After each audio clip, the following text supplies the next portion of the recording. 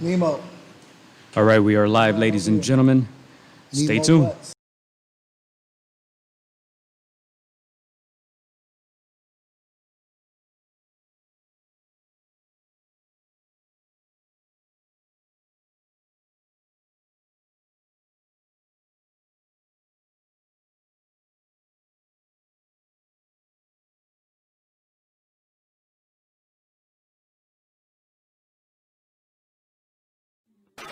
Against the Ropes podcast. He's desperately trying to Against the ropes, number one. Ali won't extend himself while out against the ropes. But Ali still tries.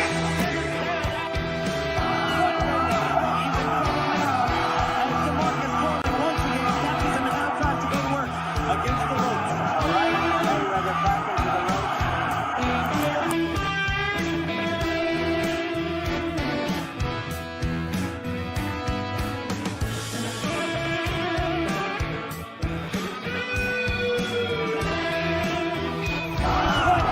He's in trouble now as the market falling once again. Catches him and now tries to go to work. We are live, ladies and gentlemen, back from the Jackrabbit Boxing Academy here in Long Beach, California.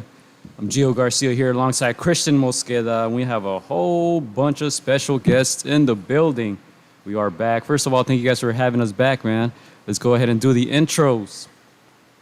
Chris, once again, we got 16-year-old sensation, soon to be pro, right?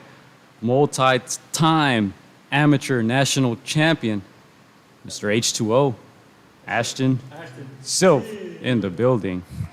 Hit him with that round of applause, man. Welcome back, Ashton. Thanks for being here with us. To his left, to our right on our screen, we have his father and trainer, Mr. Ivan. Welcome back, sir. Thank you for hosting us, man. We appreciate it. And, of course, to Ashton's right, his other trainer, thank you for hosting us once again, Mr. Trevor Sambrano. Welcome back, man. Welcome back, welcome back, welcome back.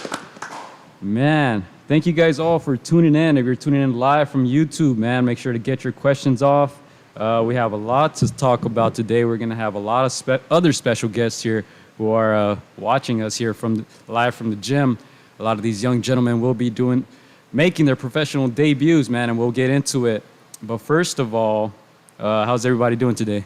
Great. Great. Man, thank you guys once again for hosting us, man. Great venue here at the Jackrabbit Boxing Gym. And if you guys are in tune with our YouTube and Instagram, we did take some footage, so make sure to check that out, and more videos coming soon. All right, but first of all, man, whoever wants to take the floor on this question. Trevor, you know You're- Trevor, I was going to take the lead. Ashton and a lot of these guys here whom we're going to be introducing soon, they're going professional pretty damn soon, all right? Why now? Why now? You know, as we know, we got COVID going on, and so amateur boxing for the most part has been shut down because of COVID, and we don't know when it's going to be back. I can't say with all certainty that it would be back within the next year. I know that the Olympics have been postponed. There's been lots of talk about whether or not Ashton was going to go out for the 2024 Olympic team. He's not the only national champion in here. We have a bunch of other, young men that are also national champions that would have been able to line themselves up for that, but everything got halted. We want to keep our guys busy, and it's one thing to say that with a lot of young men that we have in here that are even 17 or 16, and sometimes even 15, that they've actually sparred against current world champions or prospects or contenders or ex-world champions. And Ashton has certainly been a standout now for a couple of years when he works with that sort of talent. And knowing that, and talking to Ivan and such, and having such a strong belief in Ash and the other kids that are coming along and turning with them, we just decided, hey, instead of waiting for everything to straighten itself out with COVID, why don't we take the initiative and make it happen? So, Hey, you want to follow up with that? He said it all. I mean, Ash has been wanting to turn pro since he was 15. Okay. I'm the one that held him back, but he's been ready since he was 15. Yeah. We took a couple fights when he was 15. He won a couple nationals. He wasn't enthused with the amateurs anymore. Okay. He went overseas. He won, 2 international titles. fought almost every country besides Cuba. You know, outshined them. So it was time. I just wanted his body to mature. He was always mature mentally. I just wanted it to be the right time. And with everything happening, you know, I see this as the right time. Okay. So a lot of people want to take that Olympic route. You guys mentioned that it's been a lot of uncertainty due to COVID. Is there a part of you, Ashton, that is gonna miss that? You know, is there a party that's like, no? I'm fine with this. He's like, he's like, I don't trust the Olympics anyways. Now, it was more, I tried to lobby to a couple of guys to get Ashton to go into the Olympics 2021. I mean, his talent is there. You know, his talent is there. He's, you know, handling himself with pros with no headgear on. Okay. You know, his talent is there, but, you know, they kept on short stopping. He's 16, he's 16. Okay, you know, Yeah. let's move for it. You know, I don't see him waiting around for another 4 years. Okay.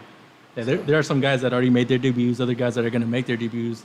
Some of them are close friends. What do they tell you about that first fight? What are some things that they, you know, tell you, like, look forward to this or do this? I haven't had too many people tell me stuff about the pros, well, about my first fight yet. So I'm just trying to keep it the same as the amateurs, kind of a little bit more mature about it. But this is kind of the same feeling to me. All right. What does other family members tell you? You know, you are 16. You're still technically, you know, very, very young. What do they tell you about you making your debut? Well, it's mandatory that I got to win. Like, everybody coming down, what supposedly they saying. So, you know what I mean? It's a must. I got to win or it's be a disappointment. Yeah, I was joking with you. I was looking at your guys' stories. I was like, they're in Mexico. I was like, they're in Mexico. They're not there for the tacos, you know? Like, so that was a clue. I was like, I think something's gonna happen. Something's gonna happen. So, you know, I was excited to see that, and we're excited to see that debut. We're gonna be keeping a close eye. Is there a place where we can see that fight for the people that are tuning in? We're gonna set something up on Jackrabbit's Instagram and the YouTube. So we're gonna stream it live. Okay, So cool. if not, all else fails, just go to Jackrabbit's. The link in the bio. Either it's gonna be our YouTube or it might be their promotional company YouTube. So regardless, you guys are gonna be able to see it. Just go to Jackrabbit. Go to the link in the bio. Awesome. Ivan and I we actually worked 2 weeks of fights in the last month in Mexico. And so the show that they actually do in Rosarito, they do a really good job at it. They do have it streamed. So for all those folks out there that are excited to see Ashton turn and want to see his first debut as a professional, they're definitely going to have that chance if it's not with us. And there's a bunch of other young men that we have that you're going to be able to check out as well. So we got you dialed. We got you ready. Yeah, can you go ahead and name some of those guys? Because they will be joining us here shortly. I know Sincere, you talked about Rosarito, Mexico, right? Yeah. He made his pro debut there. He made his pro debut. You know, Ivan and I were just incredibly happy with him. Man, out of all the fighters that I've ever been involved with that have debuted as a professional, he did an incredible job. He really looked like a professional that was around his fifth to eighth fight. There wasn't any weird stuff going on. And, you know, it was a little pre-tightness during the warm-up. I said this to someone close to me. Ivan came in, and he was able to calm him down and get his nerves kind of in check. And from there, man, everything went smooth as butter. So. Now, I had the privilege of watching some of these gentlemen spar yesterday. Can you go ahead and name them, please? Yeah, so we got Andreas that's turning pro. We got Mendoza. We got Jaivion, which will be joining here, can introduce himself. Obviously, we have Sincere Brooks that's back up. Javion's making his pro debut. We've got Hess that's returning. He's 2-0 right now, so he's returning for his third fight. Coming out of retirement. We got a guy named Nehemia Williams, better known as Nemo from Brooklyn. Hey. That's having a fight. And am I forgetting anybody? There's so many of them. That's it. That's 6 of them. Yeah, that's 6 of them. So. Six. And was it was the same ideology for all 6 of them? The same thing going on with Ashton? Was it kind of the same thing? No. You know, Sincere, his sight's never been on the Olympics. Yeah. He from day one he wanted to turn pro. So his aspirations. He's 16 as well, right? He's 16, as yeah. well, Wow. His aspirations always been to turn pro and make a big name. You know, he just got a lot of experience in the amateur. I think he got about 75 fights in the amateurs. He was a couple-time national champion. You know, Jaivion, he took a break. He was a standout before he took a break. He took a break. Told me that he wanted to do track, so he did track. He went to college, went to Virginia, right? Virginia Tech. Yeah. So West Virginia. He went to West Virginia Tech, did college. You know, he ended up got a scholarship. Figured out track wasn't what it. Boxing was his first love. So he's back. He's gonna make his pro debut. And Nehemia. Yeah, I actually, when I was living in New York for a little bit, I met Nehemia at Gleason's, world famous Gleason's gym, Gleason's gym. And, I had an opportunity to talk to him in there. And, man, it was almost like the universe came together. I'd helped him out a little bit there. And I said, if you want to work, hit me up. He hit me up immediately, and we caught momentum. And by the time I gotten back here to Long Beach, he started making trips, and now he's made a full-time commitment to being here for the majority of his year as he goes back. And obviously he's been signed with his family. But same thing. He did the Golden Gloves out in New York and so forth. But, yeah, he's out here. We appreciate him. He's giving us great work. He's coming along, and he's refining his craft, which is the most important thing. So. Then you got Hess. Hess was a big splash. He was a big splash in Mexico when he turned pro. Yeah, he was like a little celebrity out there in TJ. Life turns. He thought boxing wasn't for him. He wanted to try different things in life. He's an electrician now, but he's been inspired again. So he's back. He's back. Yeah. So. Then we got Andres. You can't forget about Andres. Yeah. He's not here, so we're not looking He's the character. Yeah. He's the character. He reminds me of a lot of kids from Southern California, being that he's just so talented, man. And it's something, not to say that it's that Mexican blood, but, he comes in here, he has a ferocity to him. He's always looking for that work. He's got an intensity. He comes in with bad intentions all the time. And he's just one of those kids that that comes along and is learning really quickly because he actually loves to fight. You could see it in them. And with kids like that, it's great just to have the opportunity to work with them because, they literally pick up the ball and run. So. Yeah, and we will get some of them up here, ladies and gentlemen, so stay tuned. But I see that you guys embrace that, right? You guys kind of let them go at it, let them get competitive with each other, right? Yes. Yeah, go ahead. Yeah, I mean, Ivan and I talk about this. Listen, they're about to fight. It's not like that all the time, but when these guys got dates, what they're going to experience is a very emotional experience. That when, especially during a debut, or even when they're not doing debut and there's a crowd involved, we try to mimic that as much as possible. Not to give away any secrets in here, but Ivan even goes as far as to create an atmosphere that it sounds like it's the house is packed. And we're trying to, we want them to feel like all eyes are on them, and we appreciate the people that are in here that are watching the sparring and so forth. And so their takeaway from it is that they have to perform underneath the lights, underneath that stress, and live up to the moment. And so we're looking to duplicate that moment in here. And Ivan always says this, which is he'd rather have them competitive with each other to a point where they're breaking each other down, because they can learn from each other, have a conversation afterwards about maybe how they were being successful versus it being somebody else. And then definitely during a fight time versus being broken down by somebody else. So, we're not fucking around in here. So that's the best way to put it. Are we PG-13? No. Not at all. So. It's the guest choice, actually. But yeah, Ashton, how does that atmosphere help you out? I know you're very mellow, laid back, but I saw some of the action yesterday, man. Pretty competitive. Yeah, I'm kind of a competitive person, like when it comes to sport, anything really, sports or whatever. But I mean, it depends on the fighter or whoever I'm going against, their energy. If they come off kind of like mean or whatever, then I gotta get even with them. Mm-hmm. Man, your first professional fight. How excited are you?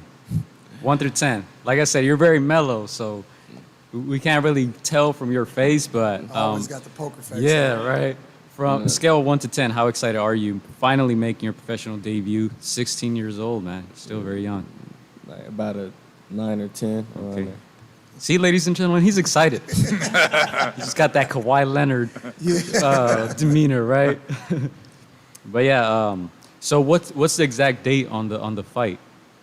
29th, August 29th, Rosarito, Mexico. Rosarito, Mexico. Papa's and Beer, right, is the venue, and hopefully it'll be streamed. It will be streamed. Where?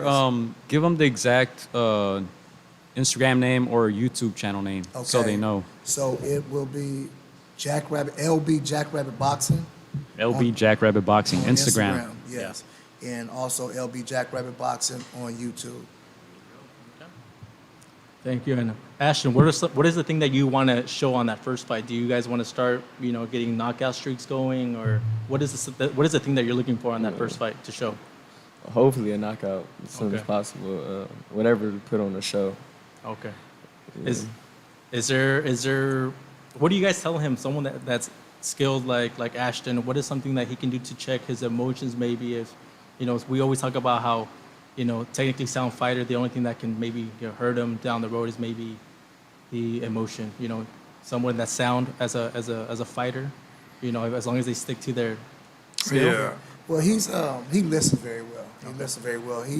It's very rare that we have to tell him anything. So we give him the game plan. First round, he goes out for the most part and executes the game plan. Okay. He takes his time, breaks down the fighter, executes the game plan. Sometimes in sparring, he get ready to get him out of there because of whatever reason. But he executes the game plan. But He's not that kind of young man either. He's an assassin. So I get emotional more than he does in the corner. Ivan will tell shh. He had an opportunity to work with a very well-known pro lately, or a very well-known pro that's had big fights from PBC. And we work with Sean Porter. Yeah, with Sean Porter. We don't hold our tongue. Yeah. And there was a moment where, I've been around professional boxing for a while. I know when a fighter starts to egg you on, that they're trying to, especially a veteran fighter, they're trying to trap you into being more aggressive because they're getting caught. And so I was like, don't fall for that shit, don't fall for this shit. Yeah. And then I was like, shh. And Ashton's too smart anyways, he saw it, but, he's as cold as ice and not worried about the emotions with him. Nice. So. When you envision your debut a lot, you expect there to be a crowd, the noise, the fans, the friends, the family.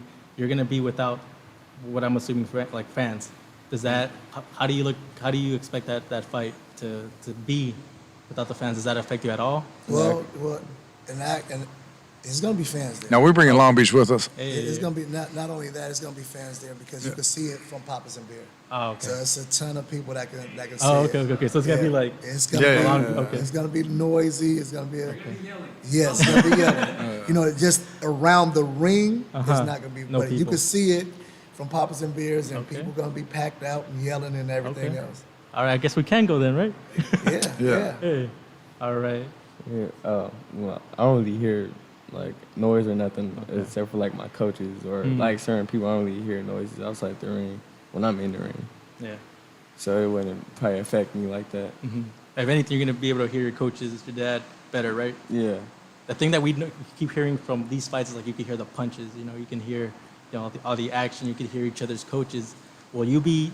Are you the type to talk inside the ring? Will you be talking to him? Talk to who? To your opponent or no?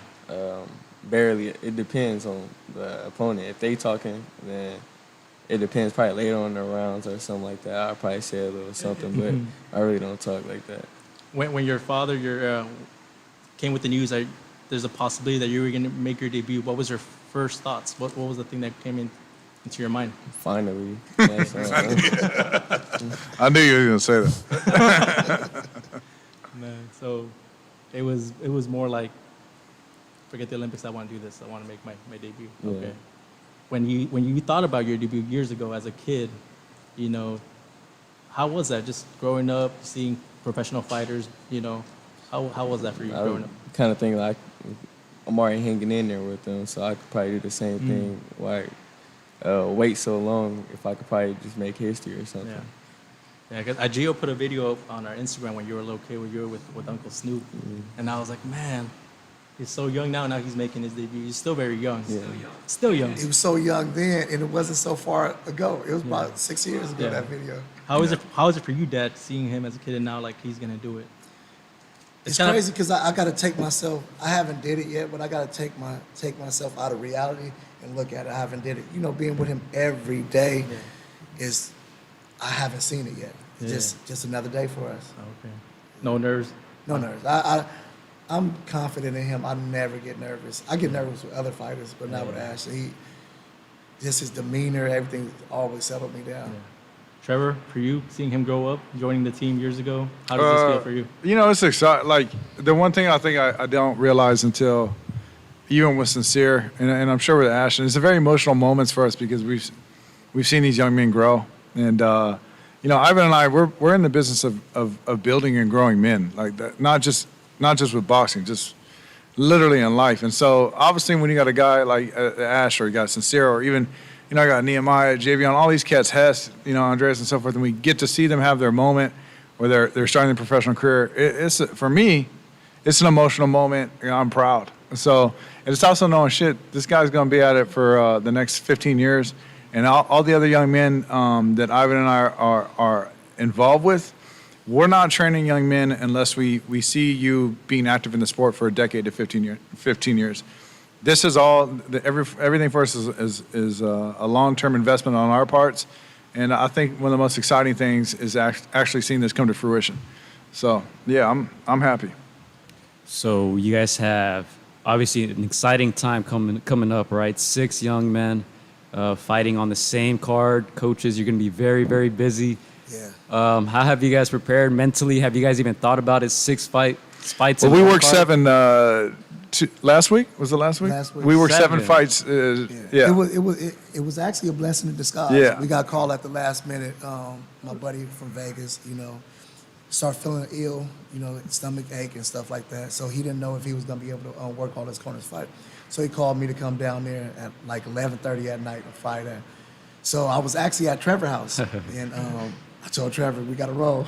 I drug him in it. Yeah. We got to roll. So we go out there, and we actually got the feel of the flow of working multiple fighters back to back, you know, out there. Yeah. So it was a blessing in disguise. So now we got 6 rolling. So we did 7 last week. So We got support too. We got a shout out. I'm sure Daniel will be joining us. I would imagine Zoe, which So, is Cutman in a corner that's obviously giving us support. We got another young guy that runs around here named Louisiana, ice cold. Yeah, Louisi. Doc. So Junior, so forth. You got a bunch of nicknames that helps us out. So you know, we got an incredible team. It's Ivan and I right now at this table, but there's so many moving parts that make Jackrabbit possible. So. You know, and we'll be there in Rosarito together. So I'm pretty sure you guys, I'm not going to say pressuring them to get that knockout, but you guys are probably like, hey, we got 6 fights, right? I don't, Hey, I don't we're worry not trying to about be here it. all day. Actually, I want them to put on the show. Yeah, I that's actually want them to put on the show. right. A lot of times they go, I see pro debuts go for a knockout, they look sloppy. Yeah. You got the knockout, you kind of rushed it, you look sloppy, you took unnecessary punishment. No, I want it to be real, damn near perfect. They get to display their skills. That's the one thing about Sincere. When Sincere debuted, he stopped him in the 3rd. And, you know, what I liked about it was that it was different modalities. He went about it in different ways. He went about it in a hard jab. He went about it building his off. And literally, the young man was getting beaten to death with the jab and just getting outboxed the whole fight. And when Sincere finally got the green light where he felt like he could step to him with more punches, and when he did, it was obvious that the guy didn't have anything else in him, and the ref jumped in because, he had gotten dazed. For me, being one of these guys with a young debut guy where you're just demanding for them to get the stoppage, most 4-round debuts I see look like shit. That's keeping it 100 with you. Most guys debuting look like shit. Sincere looked incredible to me. I expect the same thing with Ash. If it ends up going more than, I want it to go more than a couple rounds for them to get the feel of a debut and so forth. There's no worry on my part. I know the same thing with Ivan. If they're doing what they're doing when we train them in here, we're going to be successful that night, and it's all going to pay off. So, we're not looking to, our egos are on the line as far as it looking a certain way. But our investment's on the line as far as it looking a certain way, if that makes any sense. Yeah. So, No, I feel you. We do some of the ringside commentary there, local shows at All Star Boxing, and it's rare when, it's a lot of guys who have 4 or 5 fights, maybe pro debuts. It's very rare when you see a guy who you can say is ready for Composed. that stage. Yeah. Composed more than anything. And I'm sure you guys have a lot to do with that. I see a lot of these young men are very composed, very relaxed, laid back, 16, 20 years old, 22, doesn't matter. They all kind of had that mentality. And I'm sure you guys have a lot to do with that, even though you guys... That's Ivan. Ivan gives these dudes, has been prepping these guys to be men. For a long time, he gives them all responsibility in the gym. If anything, you know, where I came from, I was working with Jesse Reed, and he had 23 world champions. They were all grown-ass men. Ivan makes them into grown men because he gives them responsibility.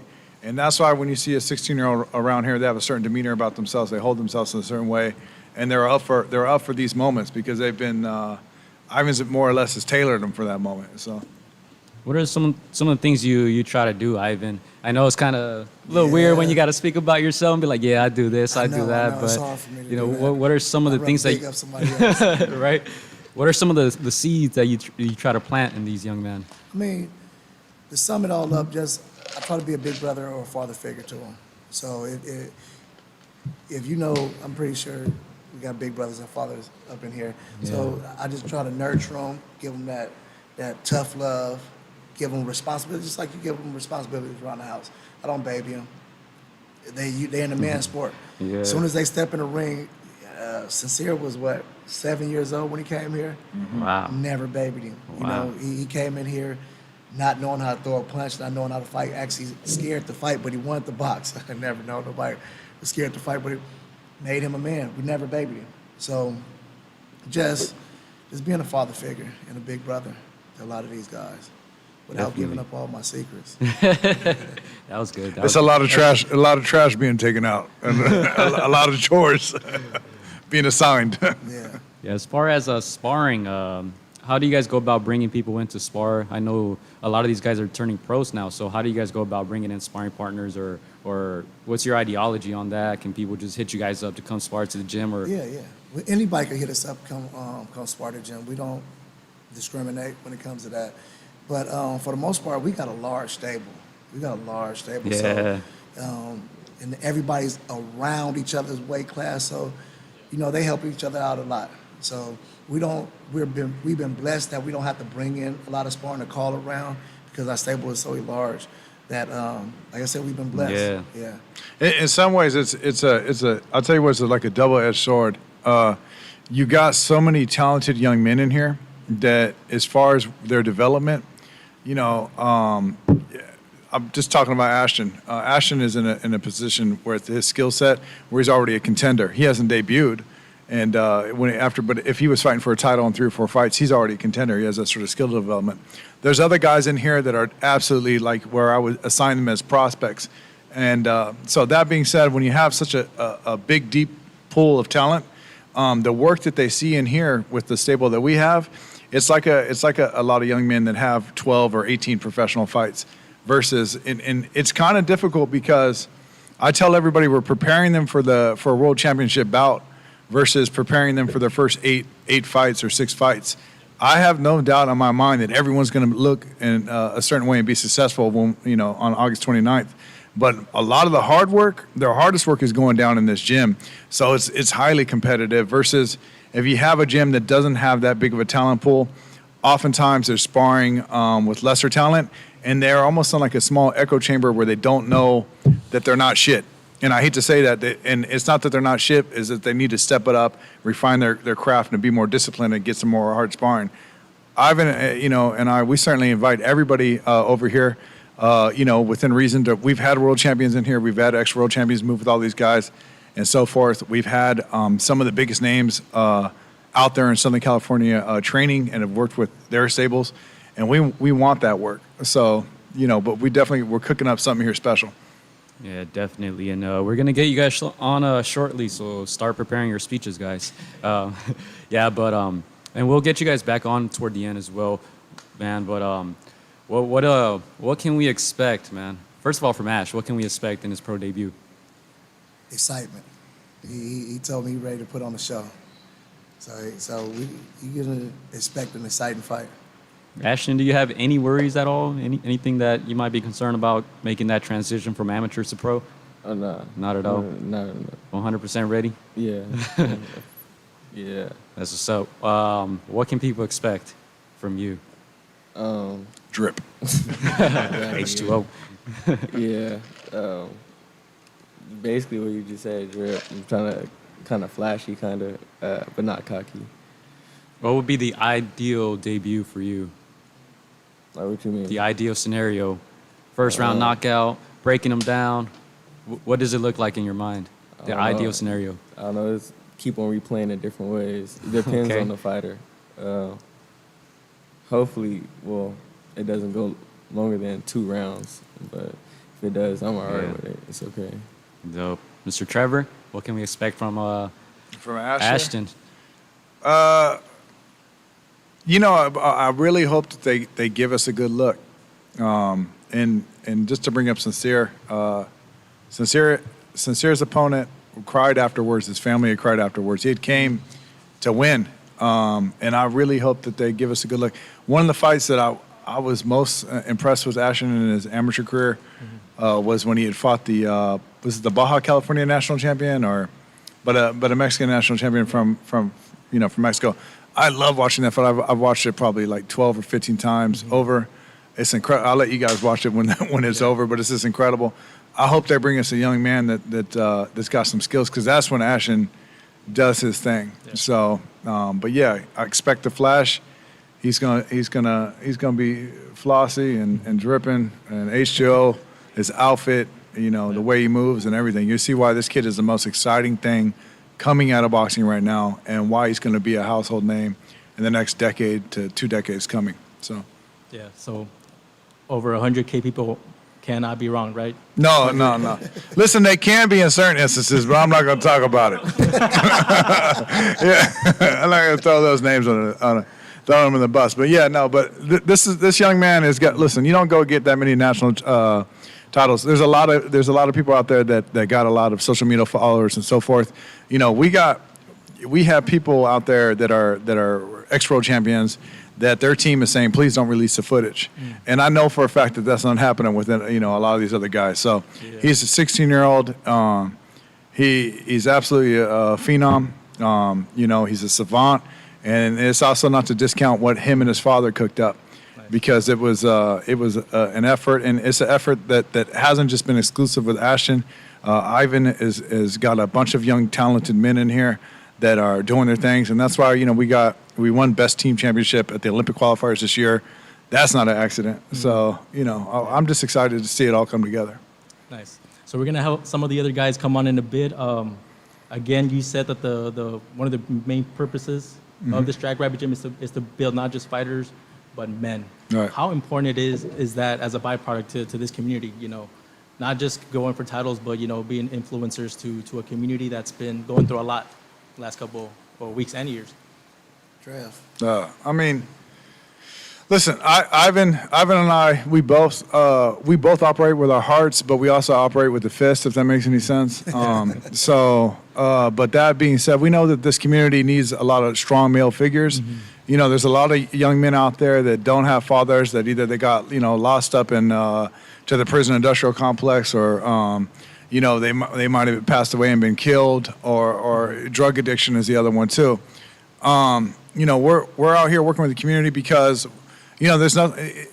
It's one thing to have a national champion, because that's my passion, and the same thing with Ivan. It's one thing to have world champions. I know we're going to have world champions, but I'll tell you what, it feels just as good to run across a young man, or that's now a man that has a family of 4, a family of 5, that's taking, looking after his kids, and he might even be mirroring Ivan in the way that Ivan's influence on that young man when he's raising his son or his daughters. So it's very important for us to build a community. I don't know if you guys had a chance to see it outside. Ivan and I did a Black Lives Matter mural with Tony Browning, Art Before Death, also with Jamana, who was a local Long Beach artist. But that right there, even being on the corner of PCH Lewis, is humongous.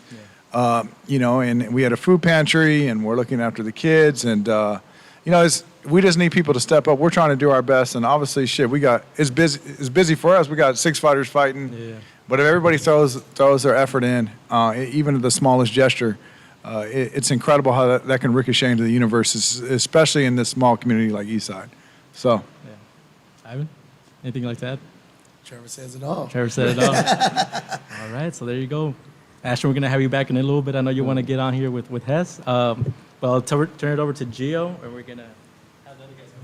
Yeah, ladies and gentlemen, stay live. We're just going to play a clip from yesterday on the live feed, and we're going to get some of these other gentlemen here, and we're going to have you guys back, all right? Let's take a quick 2-minute break. We'll get some snacks, some popcorn, and we'll be right back.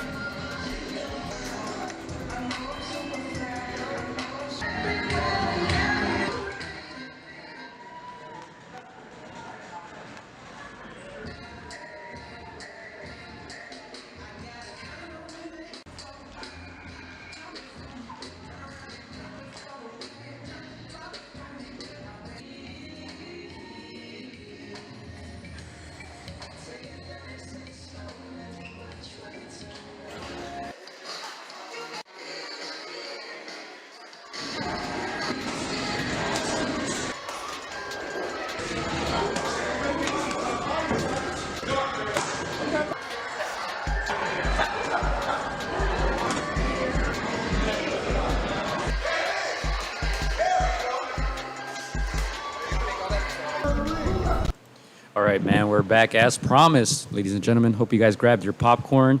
We got 3 more special guests here in the building, man. Some of these gentlemen who are going to be fighting at the end of August in Mexico there. We're going to go ahead and do the intro. Chris? All right. To my right, we got Mr. Anthony Finesse Hess. Yes, sir. How y'all doing? To his right, we got Mr. Sincere Homicide Brooks. And to his right, we got Mr. Nehemia Nemo Williams. So that's my little intro for you guys.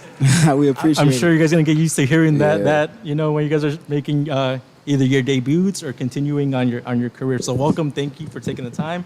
Thank you for welcoming us to your gym. We're Long Beach boys, so like we grew up around here, and it's an honor to see what the program here is doing. We know you guys might not see it, but it's something big that's going on in Long Beach. Yes, sir. We were talking before the show that the way Robert Garcia put Oxnard on the map. This is just the beginning for Long Beach. You guys as a byproduct. It's a lot of pressure, but it's a lot of pressure to live up to Robert. Yeah, but it's a byproduct of the work that you guys are doing day in and day out. And we talked a little bit about how people don't see, the work that fighters do day in and day out. They see the fighters once they've had 15, 20, 25 fights in, but, people don't see, the stuff that you guys have to go through day in and day out. Sometimes you guys have, regular jobs, you guys have families, you guys are going to school, stuff that, people don't see. Yes, So sir. this is what we want to do the podcast, get a feel for it. Obviously, promote your guys' fights coming up, but also get to know you guys. So I'll let Gio start a little bit with it. All right, man. So let's start right here, and then we'll go to your right. Okay. Rosarito, Mexico. Yes, sir. Six of you guys on the same card. Yeah. You guys excited? Very excited. I mean, especially when there's so many guys on, on the card, it's kind of like a feeling to where it's like, we all want to kind of outdo each other. We all want to have the best performance. Okay. We all want the Staying best competitive, knockouts. huh? Exactly. Well, it's a competitive gym, so we all want the best knockouts. We all want to do each other, and we all want to win. We want to go out there. We want to make a statement as Long Beach Jackrabbit Boxing Academy. We want to just go out there and put on the show. And I think, we all got the talent to do it. All the fighters that's, are on the card are very talented. And, I think we all could, go out there and actually make a big statement. Yes, sir. Sincere, I'm going to go with you. Before we get to you, I was joking around. Who was it? I forget. It's a lot of you guys now. I'm sorry. But I was like, man, you guys would sell out an arena. If there was fans and they had all 6 of them, you guys would sell that thing out for sure, Well, man. listen, it's a lot of talent. We thought about Long Beach Convention Center, so Hey. maybe when COVID is done, it's still a possibility. Ivan and I actually took a day and went and looked at it. So. Okay. Yeah. Man, excited for that one. Sincere, how do you feel, man? 5 of your stable mates here fighting along with you on the same card. Yeah, I feel good. I feel good. And I feel more comfortable with the whole team going out there, making our pro debuts. And then for my last pro debut, it gave me way more confidence in myself. I don't need nobody else to tell me how good I could do or what I could do. So, Yeah. So you were there. You had your first fight there in Rosarito, Mexico. Have you told your stable mates a little bit, some advice of what to expect there? They pretty much know everything. But it is. I like it. It's live in there. No headgear.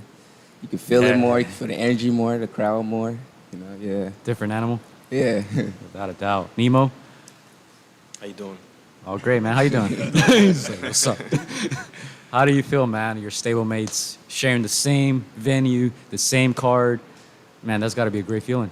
It is a great feeling, and the confidence builds as your craft gets better. So really, when you get in the ring, how the feeling should be is that, you're super confident because everything you prepared for in here will pay off on that day.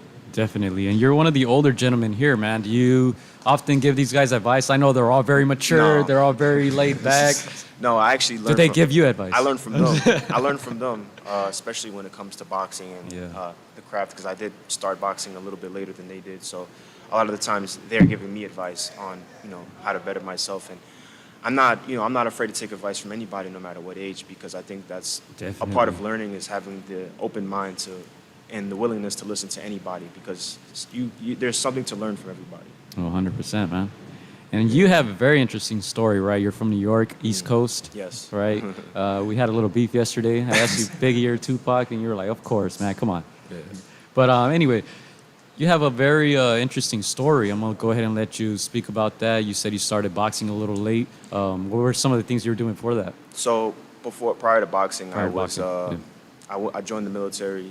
I did 4 years, and after those 4 years, I got out and I enrolled into Fordham University.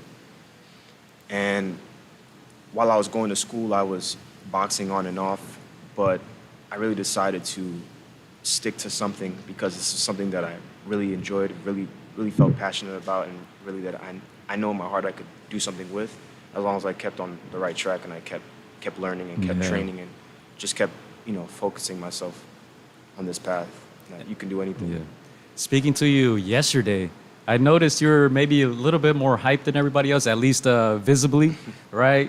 When you're actually taking an ice bath over there. I don't know how you guys do interviews doing ice bath. That's crazy, but you were pretty hyped for your first fight, right? I'm very excited. Like I said, just coming into the gym day in day out, sparring with, so many talented young men. It does nothing but get you better. So. I'm very excited. Sincere, man. I'm gonna put you on the spot a little bit, man. You're the quote unquote veteran, right? You have one fight under your belt. What's some advice that you would give Nemo, man, sitting right next to you? For sure, the energy is like way more, and it's way more energy. And then don't let like the crowd energy, you can feel it. Like as soon as you step in the ring, you feel it.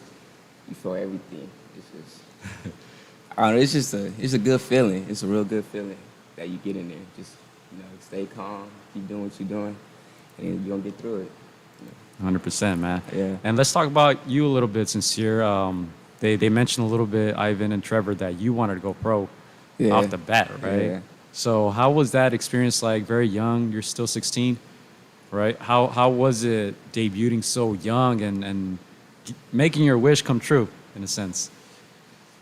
It's like I said, it put a lot of confidence in me. Besides what a lot of people tell me, like a lot of pros that aspire, they tell me all the time that I'm going to be a world champion one day. Coaches tell me I'm going to be world champion one day. I'm very good at a young age.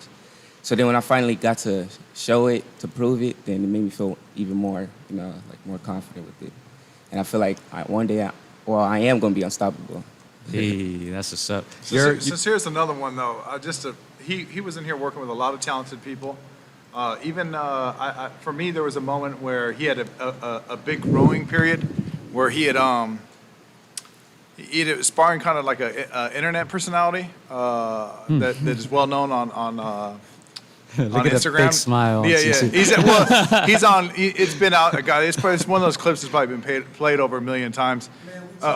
It's Tommy Wu, and but he was only 14 at the time. And Sincere's he's like a viper. If you get too close to him, he's going to strike you and he's going to put you down. And he put Tommy down. But I think here's a guy that was also very successful in an amateur career and had a lot of. He didn't have maybe a lot of accolades, but was very popular as a fighter. And Sincere put him down. And for me, that was a moment where Sincere's whole demeanor started to change, and he started to become this man. And from there, he started, sparring with a lot of guys that were 10 and under, professional fighters that had already turned and so forth, and being very successful. That's why it all came together, and nothing's by accident.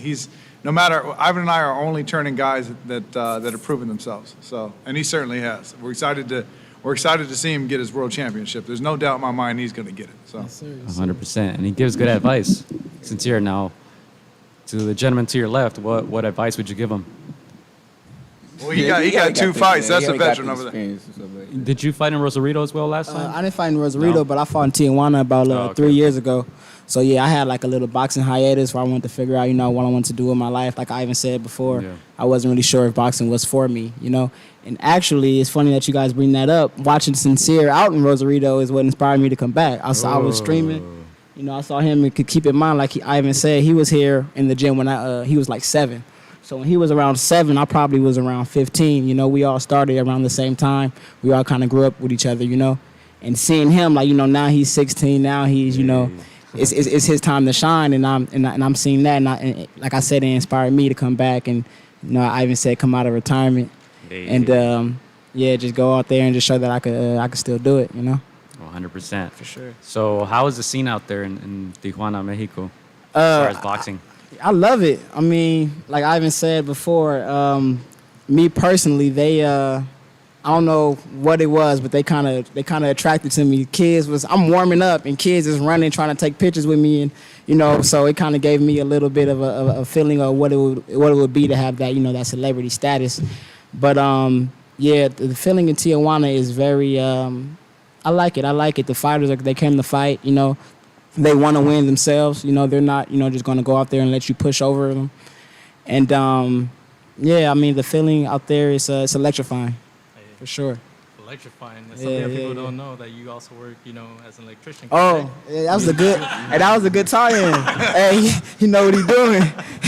Nah, for sure. So tell us a little bit about it. You also, have a full-time job. How do you balance being a fighter and electrician? Man, it's not easy. I wake up 3:30 a.m. every day. I go to work from 5 a.m. to 1:30, and as soon as I leave work, I come to the gym, and just giving my all, go as hard as I can.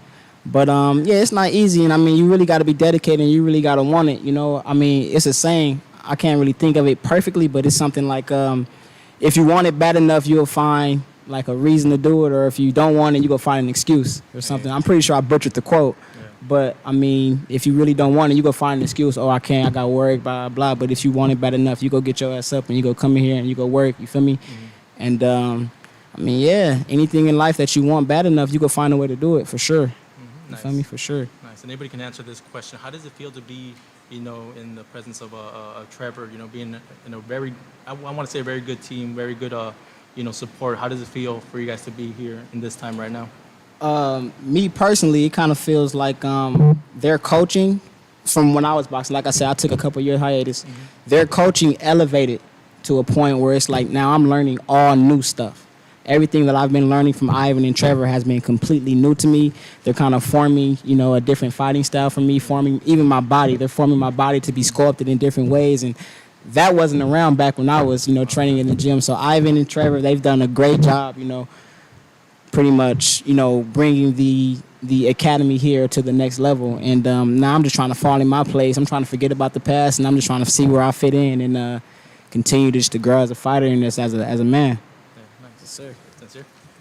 Well, I'm really blessed to have him in my corner because Ivan has been with me since day one, and Trevor's been here.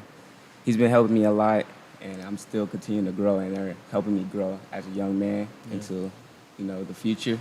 And I feel like the future holds a lot for me. I'm going to be, you know, a lot. Yeah, for you, since you're still 16, you're, you know, young. How do you balance, you know, being a teen and, you know, being in a sport of men? Because boxing is not an easy sport. It's, you know, it's like you just gotta love it. You just gotta do what you can do out of it.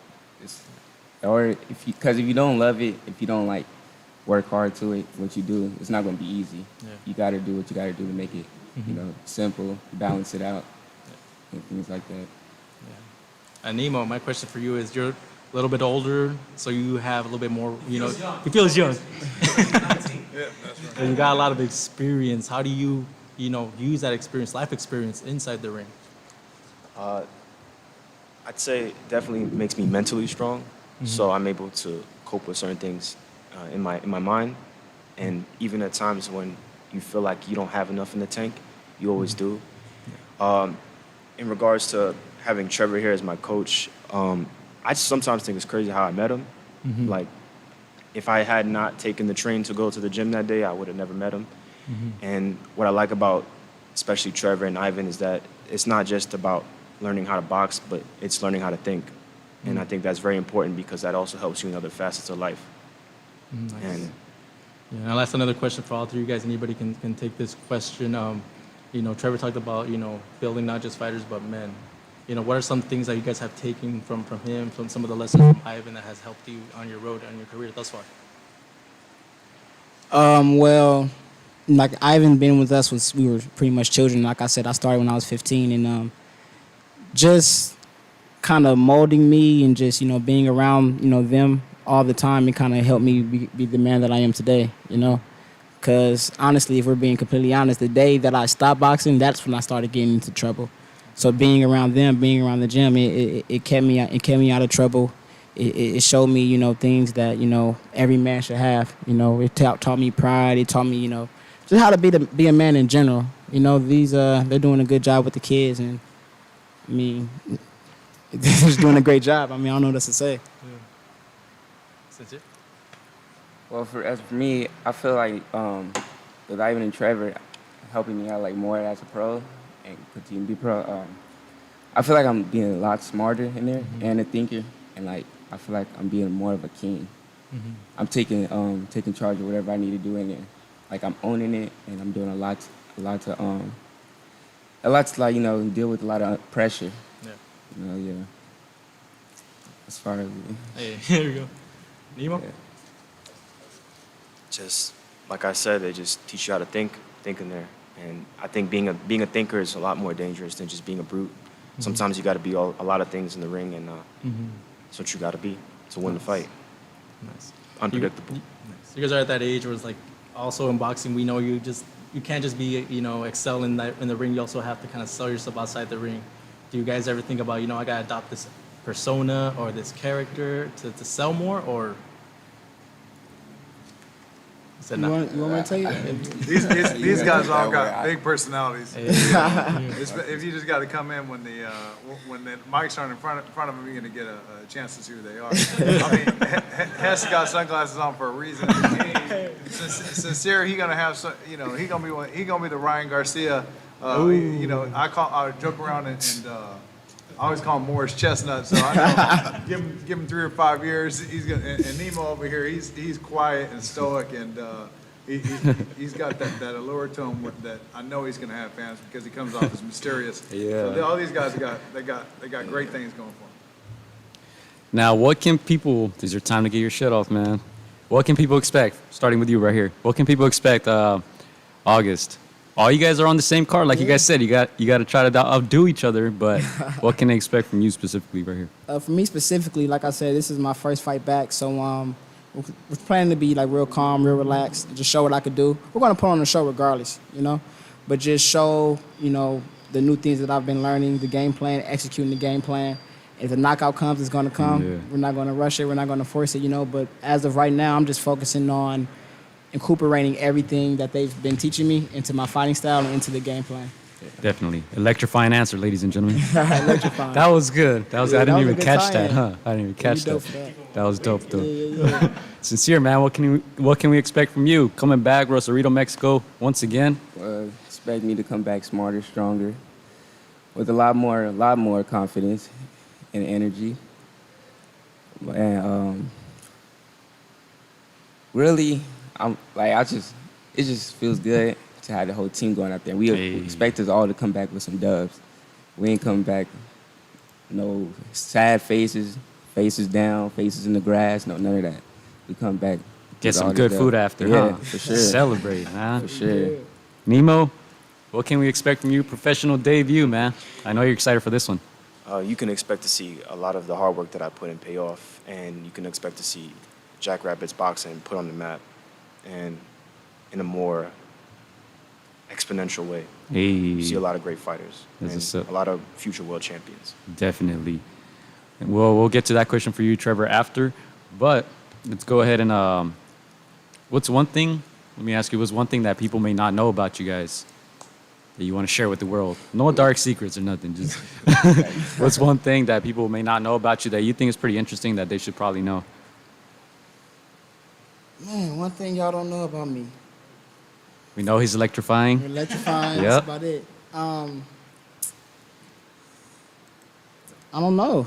I don't really know. We really don't know nothing about us yet or about me yet, Ooh. So we have a plan to have a lot to show, the world, these upcoming years and, pretty much, Sincere, one thing we don't know about you, man. We can tell you're very loud and very, you like to have the mic, Just kidding, just messing with you. But what's one thing we don't know about you that you would like people to know? There's not too much I can say. You got any hidden talents? Oh yeah, he got some talents. See? After his win, you should have seen him dancing. Yeah. Okay. What were you dancing to? He was enjoying Papas and beer. Hey, that's what's up. That's what I'm talking about. Yeah. And this other one over here, he won't talk about it, but he's one of those guys that will kill you with a smile. And this Nemo over here, he likes Chopin, the classical music. So I'll throw it out there. So. Oh man. Yeah, what was some of your favorite food out there, Sincere? I saw some of the pictures you guys were out there eating, celebrating a little bit. Tacos. Well, really, I like pancakes because I like pancakes. I love pancakes. So, right after the weigh-ins, I went to go get some pancakes. Oh, nice. What do you like on your pancakes? Syrup, the syrup, butter, and all that. Keep it simple? Yeah, keep it simple. That's what's up. As long as pancakes. Hey. Nemo, any other hidden talents that we don't know about? I don't really have a hidden talent, but there's a joke. He's like, you guys know my talents. there's a joke in the gym that they say no sauce because I don't like really any sauce on my food. So when I order a burger or a hot dog, it'll be dry. Listen, this dude was returning tacos in Mexico. No sauce. All right, let's get the other three on. Come on. It was I didn't eat them. He kept feeding them to me. So. Wow. Yeah. Anything behind that, or is preference just? I don't know. You gotta say it with that Brooklyn accent. No sauce. No sauce, B. Oh man. That ass. Before we let you guys go, man. What's some of the things you guys do in your free time? Of course, you guys are working here most of your time, right? You guys are putting in work and concentrating on your careers. But what are some other things that you guys like to do? Maybe some shows on Netflix or some music you guys like to listen to? Me personally, I like to invest. I like to invest my money. You know, the little hiatus that I took, I've learned a lot about financial literacy and different investments. So I guess on my spare time, you know, I invest in the stock market. I'm currently saving up to buy my first rental property. So I'm pretty much trying to, you know, focus on, you know, the money outside of boxing and outside of, you know, my actual 9-to-5 job. So, and I'll encourage everybody out there to, you know, when you get your money, save it up, invest it. You know, don't just spend it all at once. Don't spend it all on, you know, liabilities or anything like that. Save and invest your money, for sure. I'm going to clap for that, goddamn. Yes, sir. All right, let's go. They're asking here in the comment section, are they amateurs? Some of them are amateurs and some are not. We'll get more to their stories a little bit toward the end of the show, Trevor. But yeah, thank you guys for tuning in live here. Going back to the question, sincere, any shows, any music, any stuff? That was a great answer, man. I do whatever in free time. There's not even nothing specific. It's nothing specific. You watch any other Call of sports? Duty, yeah. When it's on, I watch football, basketball. Okay. They put me on to all the new music. Oh, yeah. Oh, yeah? Well, what are some of the put us on? I don't listen to the new stuff. I listen to it basically on the radio, the Baby and stuff like that. Oh, okay. Baby, For sure. You know, Polo G. I know you listen to more of the OGs, right? We had a long combo yesterday. Like Nas, Biggie. Yeah, Tupac. Fabulous. Yeah, Fab. New York. Yeah, but bachata too. Oh yeah, I love bachata. I like how Trevor said Anthony bachata. Santos. Come on, Trevor. So you like some of the Hispanic music as well? Yeah. Aren't you part Dominican, Puerto Rican? My mom is Puerto Rican, Dominican, and my father is African American. Okay, so you got a little bit of everything, man. Mm-hmm. A little mixture of everything. Any?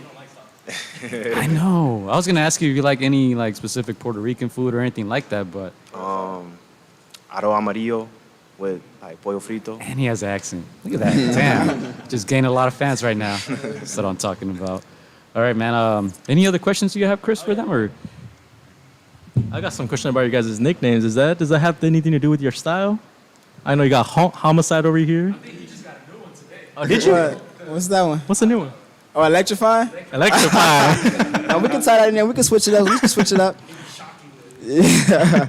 No, but as far as my nickname goes, I always like, so my last name is Hess. My name is Anthony Hess. And just throughout my life, I always was like rhyming my name with different things, like in Hess. And when I was fighting, I kind of keep like a smooth, slick style, you know. So it's real kind of finesse like. You feel me? Okay. So if you notice, finesse has the end of it is Hess. So I kind of just took finesse, I plugged my last name in there, and then the rest was history. We do, in the gym sometimes I'll say to Hess, do Guillermo Rigondeaux. Oh, okay. Yeah, because he'll start, doing movements like that. Can we see a little bit of that? You want me to get up? See a little He bit. can do a lot of things, but he got some definitely got some Pernell Whitaker and some Guillermo Rigondeaux. He's not gonna let you touch him very easily. Hey, there you go. For sure. Homicide. Where did that come? That sounds very dangerous. Yeah. Well, really, it could be like, really, it's like homicide, murder, kill. But it could also be about how, outside the doors. A lot of people get killed, Yeah. Little things like that. Little- Big things, not little things, but yeah. Yeah. He got one of those right hands. That's why. Okay. Yeah. I mean, really. He's like, I do. Yeah. Yeah, you don't want to get hit by Sincere's right hand flush, otherwise, there's a good chance you're going to touch the canvas. Yeah, okay. And I believe that the debut that he had fought against had felt it when he had blocked it, and that kind of he was running the whole fight, especially after a stiff jab. So that's why we call him Homicide in here. There was actually another guy that used to be in here named Lonnie that was on Homicide too. It was the same thing with him. He had a right hand that he had knocked down Tom Zadamick in here in the exact ring that we're in sparring. Adamick was a huge name in the heavyweight division, and Lonnie at the time was just a cruiserweight, but he too had that pop. So you don't get that name around here at Jackrabbits, to be called Homicide unless you got that pop. And speaking of his right hand, so there were times where I wasn't boxing. I'll just come to the gym and spar, every little bit here and there. And these guys are getting older as I'm working. They're getting older and getting stronger and stuff. And I come in and spar, thinking I'm gonna just do what I usually do, just come on, box around. So I get in there with Sincere, and we're boxing, and the motherfucker caught me. I'm like, this 7, like I said, he was 7 when we first. This motherfucker caught me, and I'm like, okay, I gotta get my fat ass out of here if I'm not doing it for real. So yeah, he got a good right hand, like Trevor said. Yeah, there you go. And Nemo, they gotta find you in there. That's just the nickname I've had since I was a kid. Like, so instead of saying Nehemia, they'll say Nemo. Nemo, hey, there you go. A little short abbreviation. Nice. How would you describe your fighting style for people that haven't seen you fight yet? I'm kind of a dry fighter. Okay. But there's the side of me that turns it up. Okay. So. He's not a dry fighter. Like he's what I say with Nehemia is that he does his best when he's not swagging out. Okay. There's a lot of fighters that don't swag out. Earl Spence is one of those fighters. Oscar De La Hoya, Felix Trinidad, Fernando Vargas comes to mind. Nehemia is a guy like that. He dresses down on defense. He comes forward. He tries to crowd your space and get close to you where he can start to touch you up. With Hess and same thing with Cesar. They like to run you into shit. So he likes to walk you down. So different styles, but it's great even exploring these fighters' different temperaments. And it's a big responsibility on Ivan's part and my part to come up with training that fits their identity and fits their personalities in the ring. So things that I work on with Hess and things I work with Sincere, things I work with Nehemia or any of the other fighters, it all differs. Same thing with Ivan. It all matches who they are and who their character is. 100%. Let's talk a little bit about sparring, man. I'll post some short clips of you guys because it does get pretty competitive. I'm pretty sure you guys have fun in there. Can you guys describe the atmosphere here at the Jackrabbit Boxing Academy, specifically sparring? I know you guys are very competitive. You guys have said that repeatedly, but can you guys describe just that feeling in the building when it's time to spar and go against each other? To me, it's just wartime now. It's like closed Homicide, door. man. Yeah, it's just wartime. Because when we fight or spar against anybody else, they're not finna go in there and touch it. Can't play boxing, huh? Yeah, they're not finna go in there and touch with us. So we gotta, get ourselves prepared. I mean, they got days where they don't got headgears on, where they are touching with each other. But listen, when it's time and the lights are up, they got to be competitive with each other, and it's crazy because even within the stable, you can sometimes feel the friction from each other. Yeah, because I saw that. Yeah, I sensed it. They're going at it with each other and so forth. But we love it.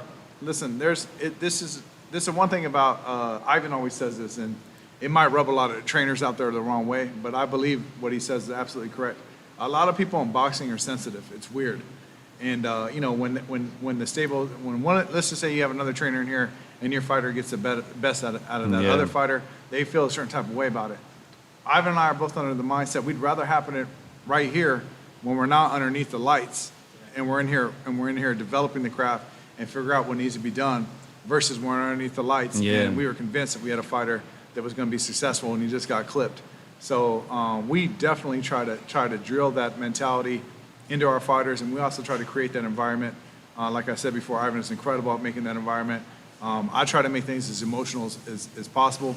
It's weird because outside of the gym, when I'm training the fighters, I'm very almost strategic and sterile, but when it's time with the sparring, I want them to feel that high intensity with the emotions because that's what they're going to be encountering. Definitely, 100%. Especially when there's crowds, and you guys said there might be a limited amount of people around the area. People are going to be talking shit. You're going to be hearing the coaches. They're going to be saying he's tired. He ain't got shit on you. So I definitely feel you on that. I mean, it's a roller coaster as far as emotions as well. Especially in Mexico. I mean, like, you're talking about the most passionate. There would be no boxing without Mexican fans. That's 100% correct. Mexican fans drive boxing, and going there to Rosarito, it's only like 30 minutes south of Tijuana. And Tijuana is obviously very famous for creating fighters and so forth. A very rich boxing history. Not talking about a country that has the richest boxing history in the world, which is Mexico.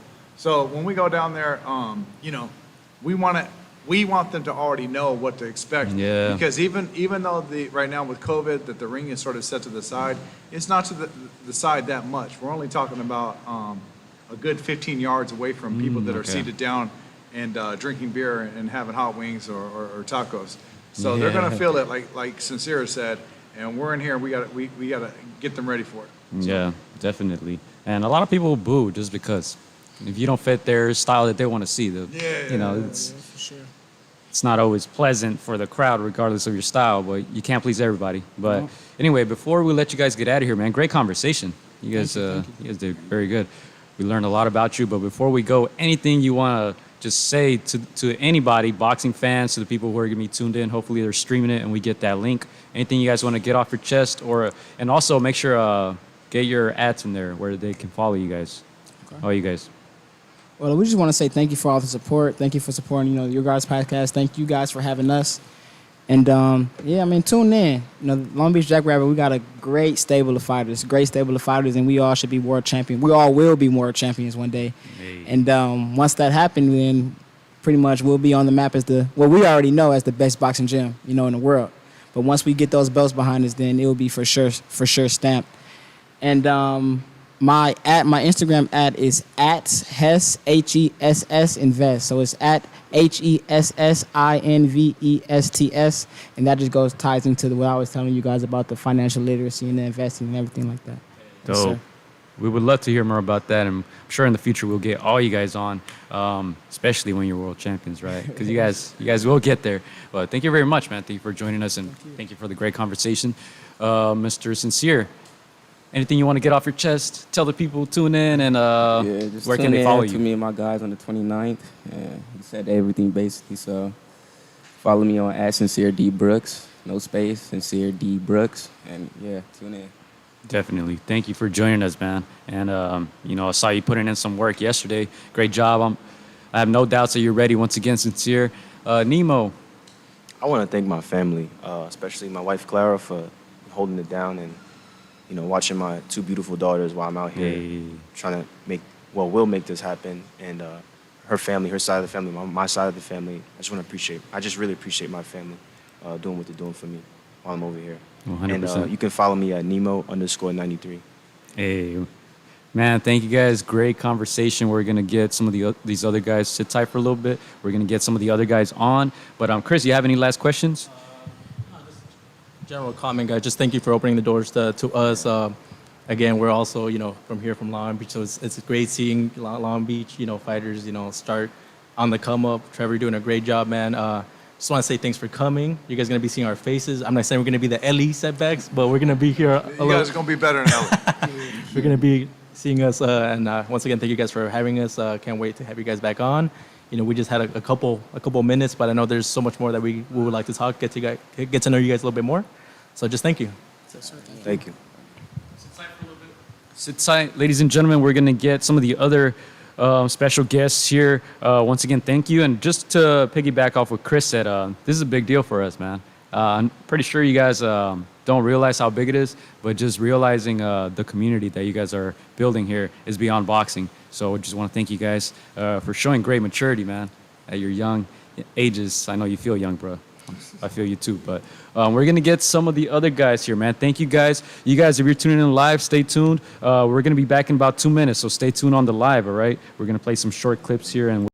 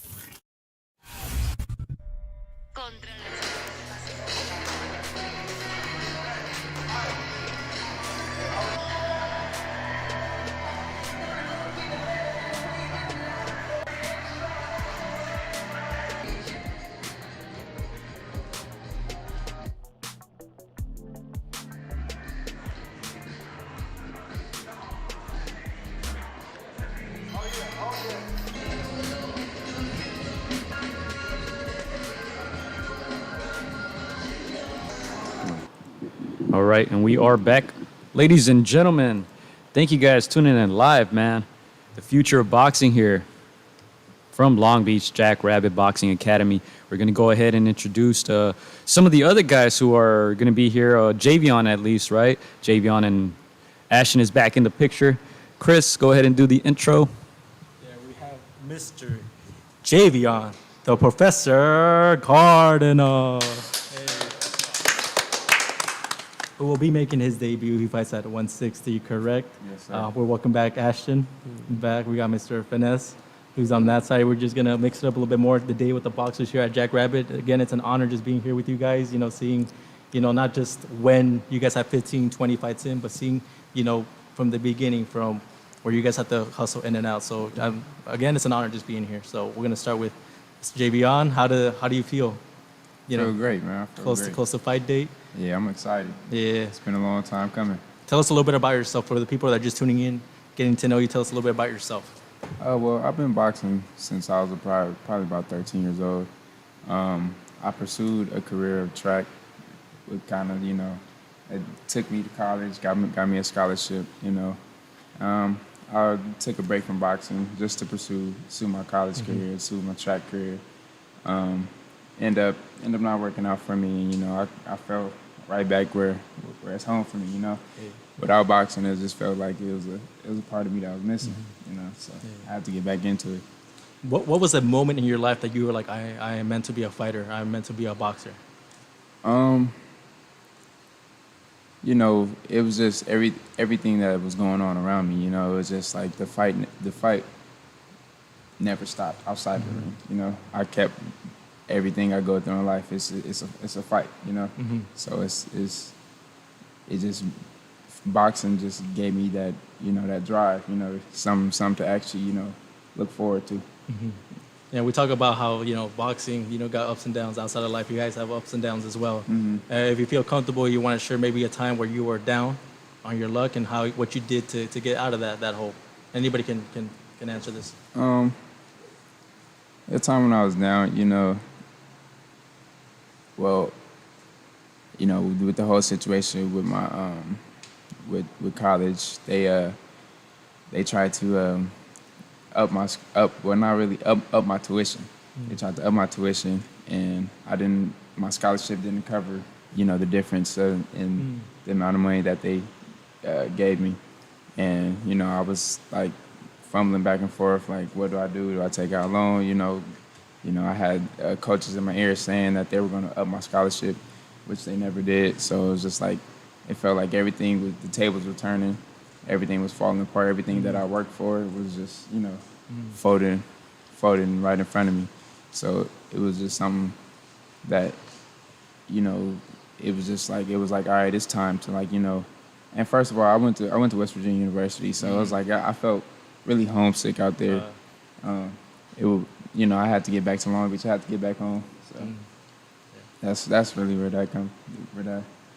As far as that goes. Yeah. So now you're 22, making your debut. Yes, sir. I've asked this question to the other guys. For you, it's how do you envision, you know, taking those first steps up the ring? How do you see that day coming? Oh man, I see me being confident, me being ready. You know, I'm ready to put on a lesson. That's why they call me the Professor. Hey. So how did that nickname come about?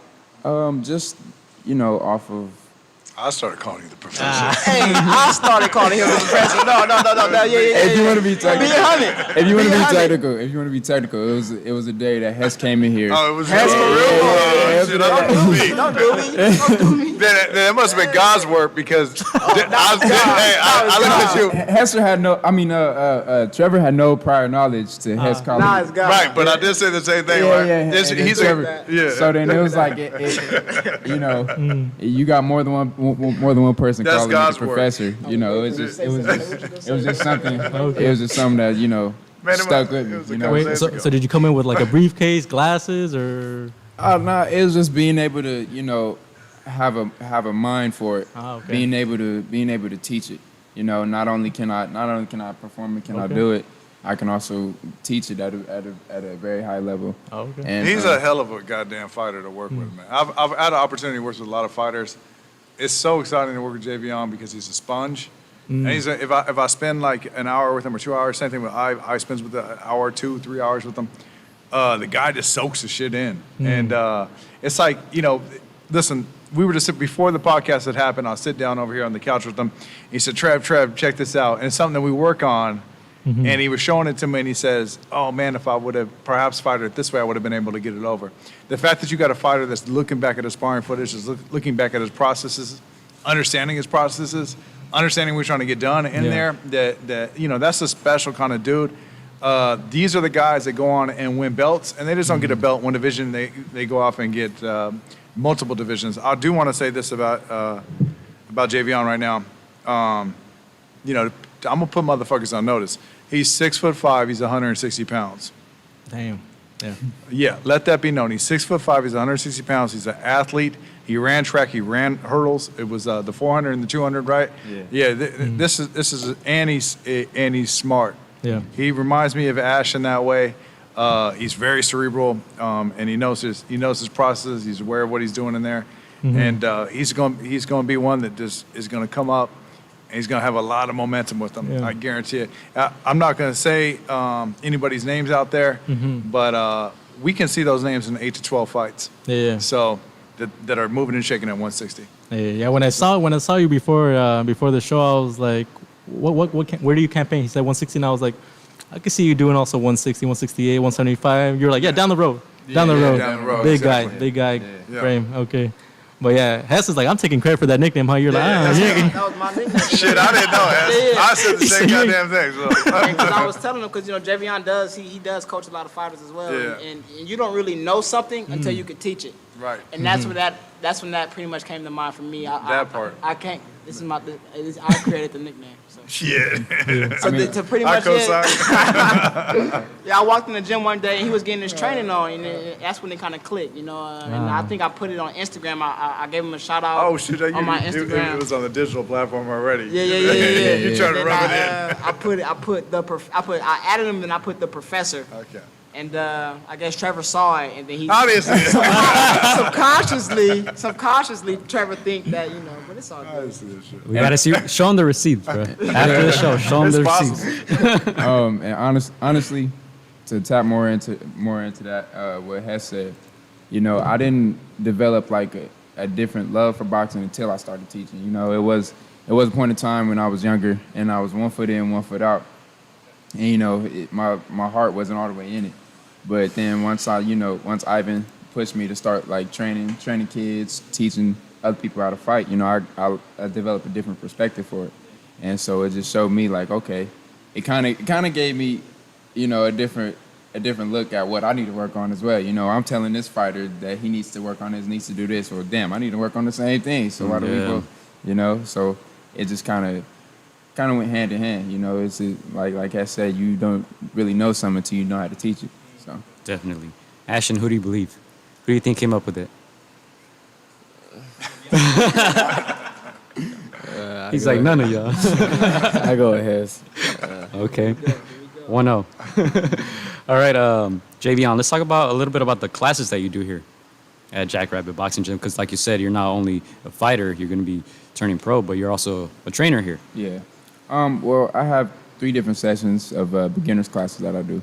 One from 9 a.m. to 10 a.m., one from 1 p.m. to 2 p.m., and 5:30 to 6:30. So I'm basically here all day, every day.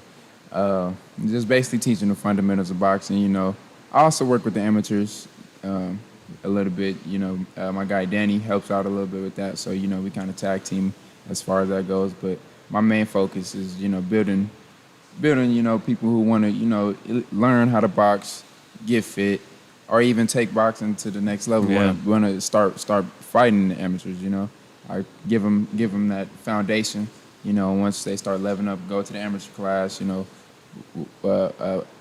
graduate from my beginners class to the amateur class, and then eventually competing. So, you know, and that's it. That, you know, it keeps me going. It keeps me activated. It keeps my mind going. Yeah, it's just like I said, I'm here to.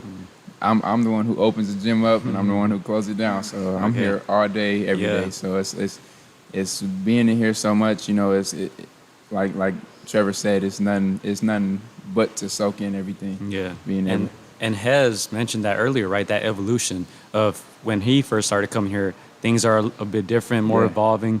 I'm pretty sure you see that every day, sparring, training, and training kids, right? So how important and what do you take from your coaches and from the guys around you? Because I'm pretty sure you take from everybody, right? Mm-hmm. What are some of the things you take from everybody, and how important is that to yourself as a fighter and your teachings? I honestly take a lot of. I look at people's. So far, say they're just how they carry themselves inside the ring, you know, and different little technical things that they do. Like I see Ashton do something like real technical. I'll be like, okay, I like that. I see Sincere, like even sparring Sincere, like he'll do something against me. I'll be like, all right, I'm stealing that at your page. So expect to see that coming right back. You know, expect to see the mirror. But yeah, it's just like little technical things. Like okay, like. Kind of seeing how they put their own style to it, and like because we kind of all learned. Like Trevor said, he teaches us different things to match our style, but kind of like in the same you know family.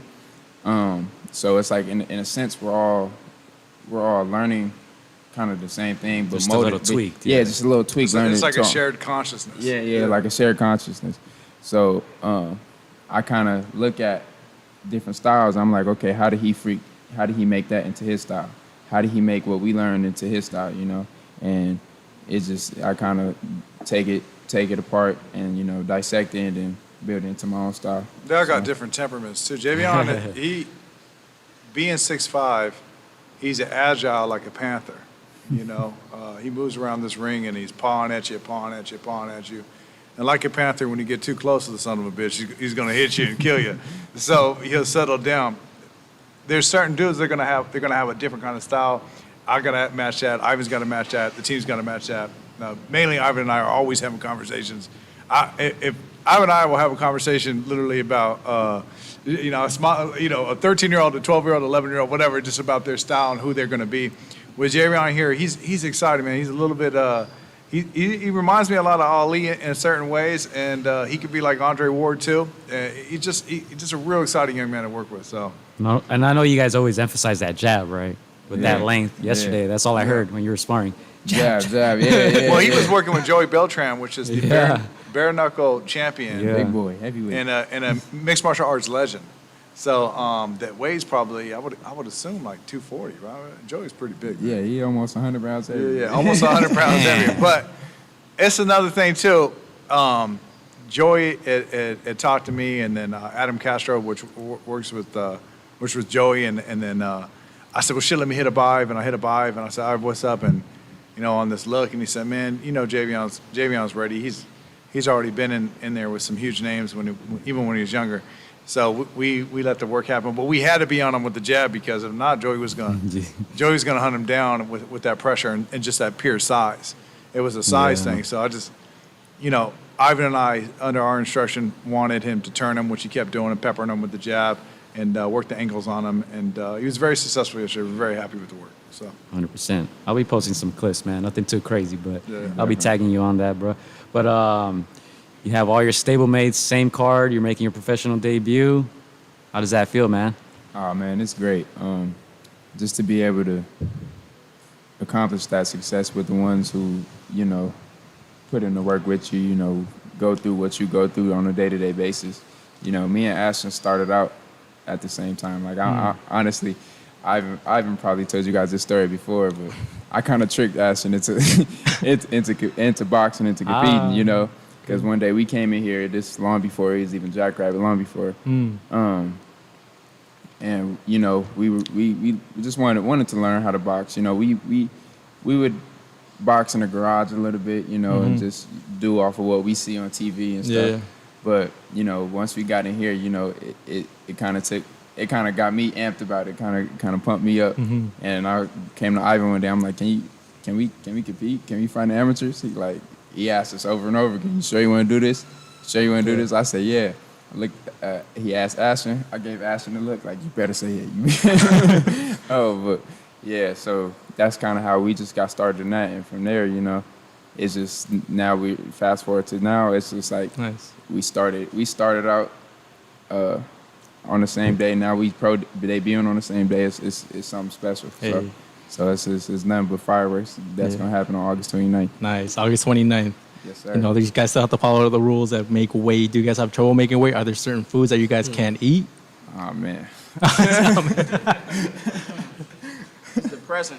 I mean, you guys are young. You shouldn't have too much trouble, right? Man, if you look at me, like, I got like 2% body fat as it is. You know what I'm saying?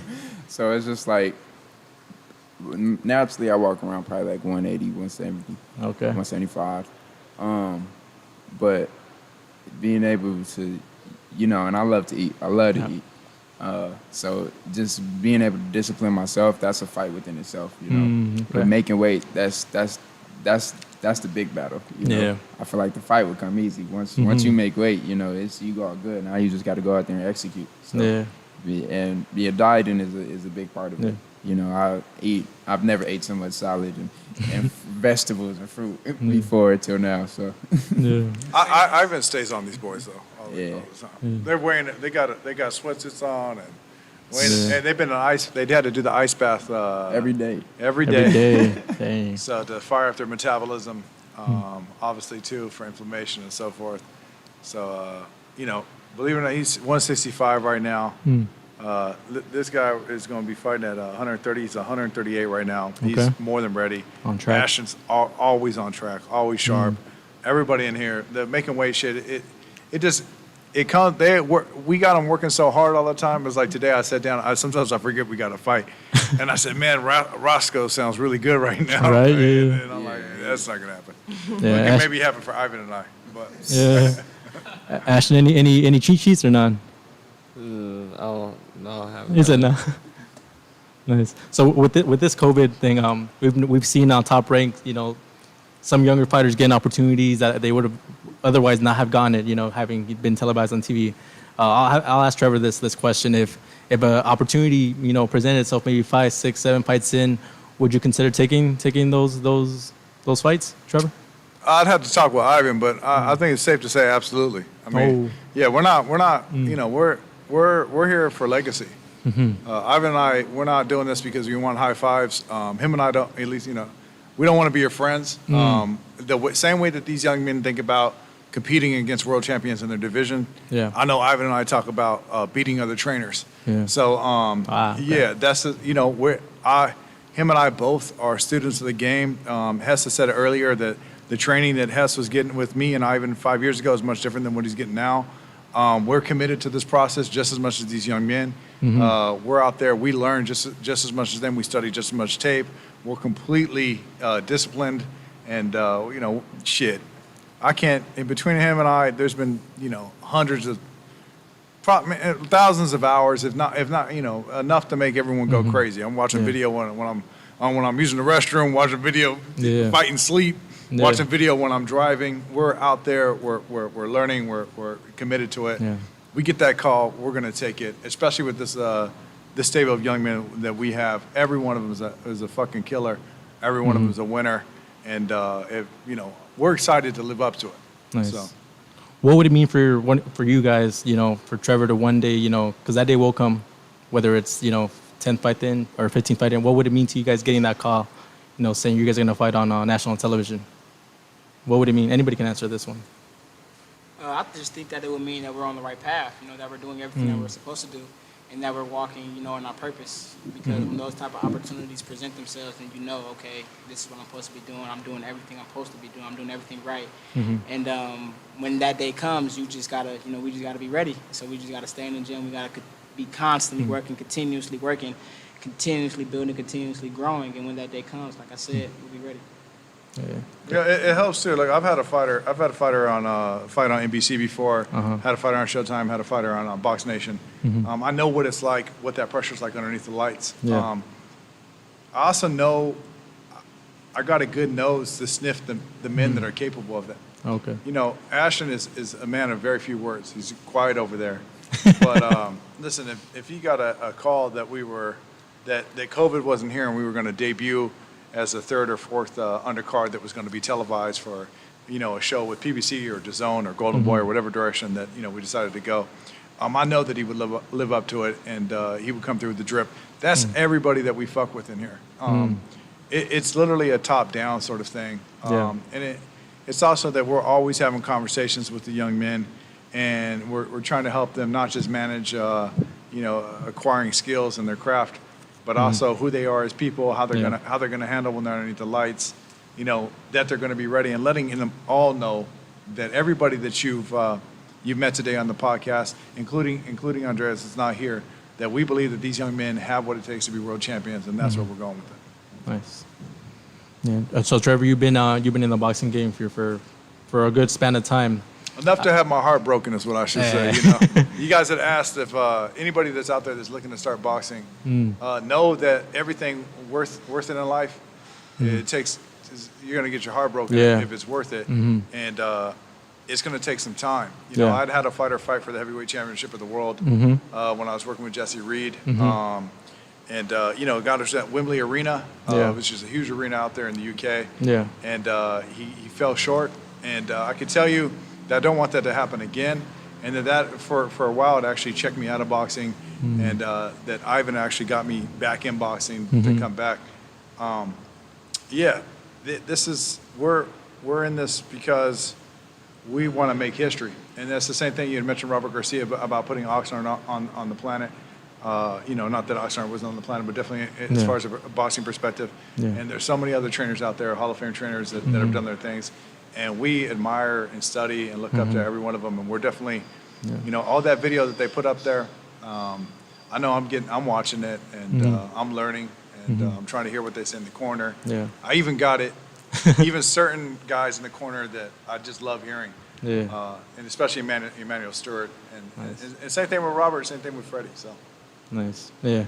My question would be, you had that been in the game, you've seen the, both the good side and the dark side of, boxing, the politics. Yeah. How do you protect your guys from that side? The most thing that we can do to protect them is to actually prepare them. Because no matter what, boxing is always going to have an A side and a B side. You gotta remember when Floyd fought Oscar De La Hoya, that he essentially was the B side. I believe that there was a glove dispute that had gone down that Floyd had to concede to Oscar because Oscar was the A side. The dark side of the boxing politics often happens when you haven't prepared your fighter for that moment where he's on the big stage. It's Ivan and I's responsibility to have our fighters ready for when they get on the big stage. I can never be under the assumption that we're going to be the A side. For example, when Sincere debuted 2 weeks ago or 3 weeks ago in Rosarito, he was actually on the B side. Like I said, the family had cried and the trainers had cried, and I can really see that they wanted that young man to win. Sincere went over there and broke some hearts, and that's what he was supposed to do. And that's a reflection of what Ivan and myself and Zoe and Daniel and a whole bunch of other people that are involved with, Jackrabbit had got him ready for it. So as far as the dark side is concerned, I can always, there's a lot of, shitty characters in boxing, that are out there that'll hustle you. But these, everyone that I sit at the table with, they're from Eastside Long Beach. Not to sound a certain way, but we got pimps and hoes across the street. There's gangs around the area and so forth. They're not just going to have somebody come over here with the silver tongue and be able to hustle them. That's not going to happen. They're all smart young men. And they're just not going to fall into that dumb shit. So I don't ever have to worry about that dark side of boxing as far as them being hustled into some dumb shit. And Ivan and I are never going to worry about them being taken advantage of because we're preparing them. And we're not preparing them for Mexico. We're preparing them for their title shot. And that's literally when we're yelling at them, you know, a dropped left hand and a debut in Rosarito might not that be a big deal because you're still more talented, you're still more athletic, you're still more disciplined. You're going to get away with it. But that's going to be a big deal when it's your 16th fight, your 18th fight, your 20th fight, or if you're in a position to fight for a title. We're in here, we're correcting habits for the bigger picture. Yeah, shout out to everybody tuning in live. Sean is here from Just Boxing Live. Shout out to our boy Jesse. He's here tuning in live as well. Thank you guys for the shout outs. And yeah, we're going to go ahead and get close out the show. Let's go 10 more minutes, guys. Jaivion, professional debut, man. What can people expect? Like I said before, I'm ready to put on a lesson, ready to put on a boxing lesson. Ready just to go out there stick to the game plan. I'm not gonna rush anything. Just let the knockout come. You know, that's what I want. I want a knockout, but I'm not gonna rush it. Not gonna force anything. Just do what I know as far as establishing the jab. Just putting on a boxing lesson. So definitely 100%. And where can people follow you? Follow me on Instagram at Jaivion Cardinal. That's JAIVIONCARDINAL. Yes, sir. Any last shout outs you want to give? Oh, well, shout out to you guys for having us. That's what's up. Thank you very much, man. Appreciate it. Hey. Yeah, for sure. Hess, any last shout outs you want to give before we get everybody on? Yeah, I mean, like I said, thank y'all for having us. We appreciate it, and we appreciate, we look forward to, doing more podcasts and doing more business with you guys in the future. As we grow, you guys are going to grow for sure. So, thank you very much, sir. We're going to get everybody on as we close the show, so we're going to take another quick break, guys. Stay tuned. We're going to be right back, all right?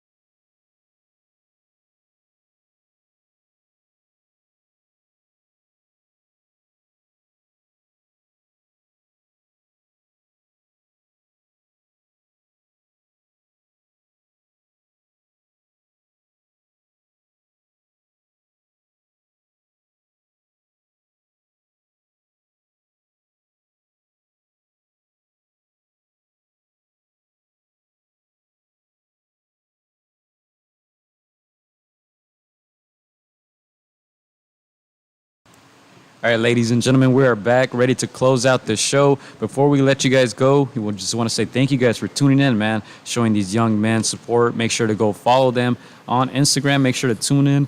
We're going to have that link coming up shortly here with Ivan and Trevor, man, to the live fights, hopefully in Rosarito, Mexico. Guys, before we get out of here, Trevor, Ivan, any last words you guys want to, any last shout-outs you guys want to give, the specific dates and venue? August 29th. Rosarito, live link in bio. Follow LB Jackrabbit Boxing. Yes, on sir. Instagram. How excited are you, 1 through 10? I won't be excited until we get a multiple world champion. Hey, that's what I'm talking about. Trevor, any last words? No, I just want to thank everybody. Thank you, Ivan, for getting me back in boxing, because Lord knows I was over it. And thank every one of these young men that allow me to work with them and develop the craft, and got my passion back, got the spark back. And hey, we're gonna do some great things around here. So. Yes, sir. Who will be fighting August 29th? Just so everybody knows the name of all these young gentlemen. All right, we got Jaivion, the professor. Jaivion. We got Ashton. Ashton. H2O. Yep. Hess. Hess. Mr. Finesse. Homicide Brooks. Yes, sir. Nemo. Nemo. Yes, sir. Good luck to all you guys, man. We wish you guys the best. Very excited for all of you, man. Go ahead. And Andres. Andres. He's not here. Oh, yeah. He came early this morning and he took off. Yeah, he had some business to take care of, huh? I was speaking to him yesterday a little bit. But, yeah, tune in, everybody. Make sure to tune in. The future of boxing here. A lot of these faces you guys will be seeing very often, I'm sure, and for the next decade or so. So, man, stay tuned. From my part, I just want to thank you guys once again for hosting us. Thank you for hosting us yesterday, for allowing us to get all that great footage. A lot of that stuff will be posted, so stay tuned. It's going to be on Instagram at againstdaropes, and make sure to subscribe to the YouTube channel. It's going to be up on there as well, and we'll make sure to share the link, man. Thank you, guys. Can I throw one thing in there? Go ahead. Jaivion and Andreas are both looking for sponsorships for their fights. So if you could follow Jaivion at his Instagram, you already plugged it, right? Yeah. And same thing with Andres Mendoza. These guys are going to, they're looking for sponsors. Just to know, when young fighters are out there turning pro, obviously it costs money. You got to travel.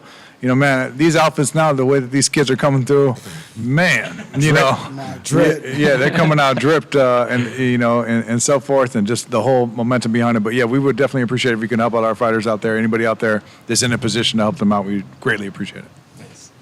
I just want to say, guys, thank you. It was an honor meeting this group of young men, getting to know your personalities. Different kinds of personalities, but we can tell that you guys all have like that heart. We're so proud that you guys are, putting the bricks down, putting that foundation for Long Beach. Long Beach is already on the map, but you guys are just gonna, shed light in this community. So I'm just honored to be here. Can't wait to see what the road has for each and every one of you guys. So thank you. Yeah, once again, the page for Jackrabbit is what? LB Jackrabbit, right? LB Is that correct? Jackrabbit Boxing. LB Jackrabbit Boxing. Make sure to follow them.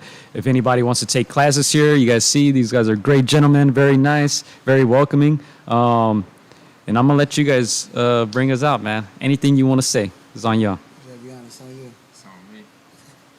Hit him with a freestyle. Hey. Hess, come on. Let's go, baby. Let's go, baby. Let's go. If Jesus Walks was here, he'd be on it in a minute.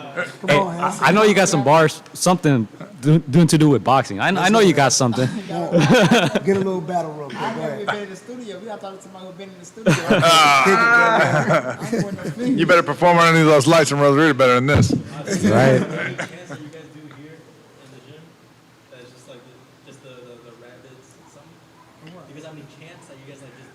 Oh, chance. Nah, but we do have dance battles here though. But that's We do some thumps. yeah. That's when the doors are closed and we've been training all day. So. All right, ladies and gentlemen, I think that's it for us today. I'm pretty sure we're going to do a lot more episodes with you guys. Once again, thank you very much. Make sure to follow each and every one of them. Make sure to follow us, and we'll be back soon, man. Thank you very much. Jackrabbit Boxing. That's Yes, right. sir.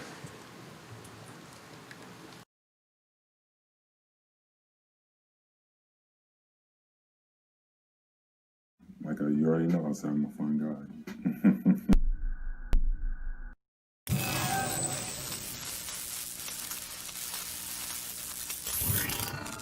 Hola amigos, soy Juan Francisco Gallo Estrada. Quiero mandar un saludo para mis amigos de Contra las Cuerdas. Échenle muchas ganas. Un abrazo, muchas bendiciones. Shout out to Against the Ropes. You know what mine is? Let's box, bitches. It's almost fight night. Shout out to Against the Ropes. Thank you for the support. Keep doing your thing. You're doing a great job. So thank you and best wishes. Huge shout out to Against the Ropes. Shout out to Against the Ropes. Thank you guys for the interview and hope to see you guys soon. Against the Ropes, always doing the right thing. Shout out to Against the Ropes, man. I appreciate you guys for having me, taking the time out y'all day. Against the Ropes, #1. Freddie Roach. Thank you very much.